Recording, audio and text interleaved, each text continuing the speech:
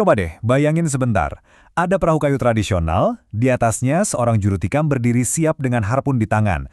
Di depan mereka, lautan luas membentang, dan targetnya seekor paus. Nah, ini bukan adegan film atau cerita dari zaman dulu loh. Ini adalah kehidupan sehari-hari yang nyata di Lamalera, Nusa Tenggara Timur. Oke, mari kita bedah lebih dalam. Biasanya nih, kalau kita dengar kata perburuan paus, wah, langsung kepikiran kontroversi kan? Tapi yang bikin beda di sini, tradisi Lamalera ini justru dilihat sebagai sesuatu yang berkelanjutan, sesuatu yang ramah lingkungan. Ini menarik banget, karena dari awal aja udah langsung menantang pemahaman kita pada umumnya. Nah, supaya kita benar-benar paham konteksnya, kita harus lihat ini lebih dari sekedar, ya, perburuan. Buat masyarakat Lamalera, ini tuh udah jadi jantung kebudayaan mereka, inti dari identitas mereka sebagai sebuah komunitas. Nama tradisinya itu Leva Nuang. Dan perlu dicatat ya, ini bukan sekedar festival atau acara tahunan. Bukan, ini adalah cara hidup mereka. Selama ratusan tahun, tradisi inilah yang membentuk segalanya. Mulai dari struktur sosial, kepercayaan spiritual, sampai cara mereka bertahan hidup.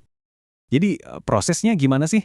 Gini, semuanya itu dimulai dengan ritual yang sakral untuk minta izin dulu sama para leluhur. Kalau udah, baru deh perburuan dimulai pakai peledang, ini perahu kayu tradisional tanpa mesin, dan tempuling, semacam tombak yang dilempar pakai tangan. Nah, bagian terbaiknya, kalau berhasil, hasil tangkapannya itu bukan buat satu orang, tapi dibagi rata ke seluruh komunitas.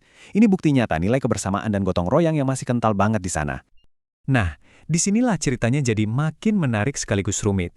Karena di satu sisi, kita punya tradisi kuno yang sakral ini. Tapi di sisi lain, ada tuntutan dari dunia modern. Yuk kita lihat konflik utama yang lagi dihadapi sama Lamalera. Jadi begini, dari sudut pandang masyarakat Lamalera, Leva Nuang itu adalah bentuk ketaatan pada hukum adat. Ini adalah cara mereka menjaga laut berdasarkan pengetahuan turun-temurun.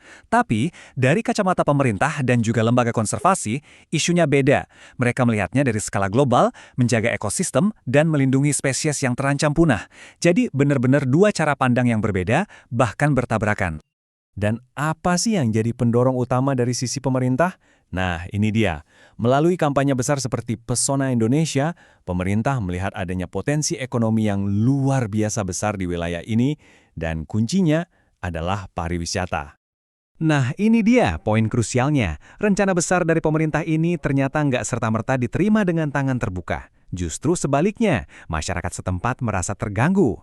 Mereka merasa cara hidup dan identitas mereka terancam oleh rencana yang bagi mereka datang dari luar.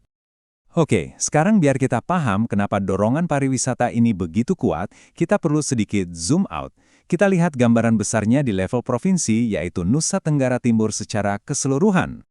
Jadi begini, penting untuk kita ingat, kalau ini isunya lebih besar dari sekedar Lamalera atau perburuan paus. Provinsi NTT secara keseluruhan itu punya tantangan infrastruktur yang cukup serius yang bikin investasi dan pertumbuhan ekonomi jadi terhambat. Nah, pariwisata ini dilihat sebagai semacam jalan keluar strategis. Dan hasilnya bukan main-main. Coba lihat angka ini. 76% itu adalah lonjakan jumlah turis asing hanya dalam waktu 1 tahun antara 2021 dan 2022. Kebayang nggak lonjakannya masih banget? Tentu aja, lonjakan seperti ini nggak datang tiba-tiba. Ada suntikan dana yang besar di belakangnya. Di tahun 2022 aja, pemerintah provinsi itu menggelontorkan dana hampir 15 miliar rupiah khusus untuk sektor pariwisata. Nah, uang inilah yang jadi bahan bakar perubahannya. Dan disinilah semuanya terhubung kembali ke Lamalera. Lihat, Lamalera itu secara resmi ditetapkan sebagai salah satu kawasan pariwisata estet provinsi. Artinya apa? Artinya, desa kecil yang tadinya terpencil ini sekarang berada tepat di pusat rencana besar pembangunan ekonomi pemerintah. Oke, tadi kita sudah lihat gambaran besarnya ya, rencana di level provinsi. Sekarang mari kita zoom in lagi, kembali ke Lamalera. Kita lihat gimana sih dampak nyata dari rencana besar ini bagi masyarakat di sana.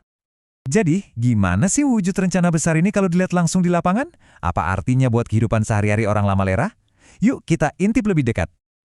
Oke, pertama kita lihat dulu dari sisi janjinya ya, pembangunan yang kelihatan mata. Ada 21 homestay baru yang dibangun, ada gazebo dan toilet umum. Ada juga pos pantau baru, dan bahkan fasilitas buat foto-foto.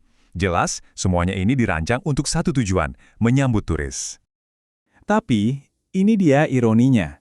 Di saat fasilitas pariwisata digenjot, infrastruktur dasar untuk warganya sendiri justru masih jadi PR besar. Sinyal seluler susah, akses air bersih dan sanitasi masih minim, bahkan listrik pun cuma nyala di malam hari. Ini kan jadi pertanyaan besar ya, sebetulnya prioritas pembangunannya untuk siapa? Semua ini akhirnya membawa kita ke jantung permasalahannya. Sebuah dilema yang jujur saja sulit banget dan belum ada jalan keluarnya. Ujung-ujungnya, kita seperti melihat sebuah jalan buntu.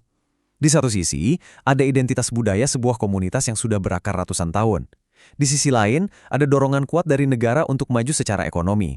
Keduanya sama-sama kuat dan keduanya punya alasan yang valid. Dan untuk menutup pembahasan kita kali ini, saya mau tinggalkan satu pertanyaan untuk kita renungkan bersama. Ketika sebuah cara hidup yang asli dan otentik diubah jadi atraksi wisata, apa sih yang sebetulnya hilang dan apa yang didapat? Seperti yang sudah kita lihat, jawabannya nggak pernah sesederhana itu.